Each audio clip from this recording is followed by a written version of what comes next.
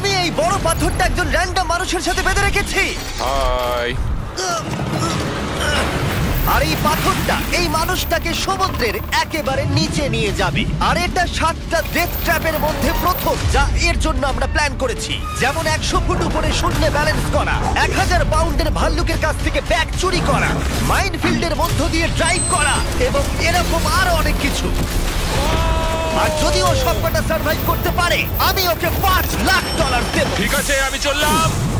সবার প্রথমে ওকে এই ট্র্যাপের হাত থেকে নিজেকে বাঁচাতে হবে, আর এগুলো খুবই বিপজ্জনক। তাই আমরা শুটিং এর সময় সেফটি প্রফেশনালদের রেখেছিলাম। আর প্রত্যেক সেকেন্ডে চেনে বাঁধা থাকার অর্থ ও সমুদ্রের আরো গভীরে নেমে যাচ্ছিল। ও উঠে এসেছে, ও পেরেছে। ইয়েস! কনগ্রাটস!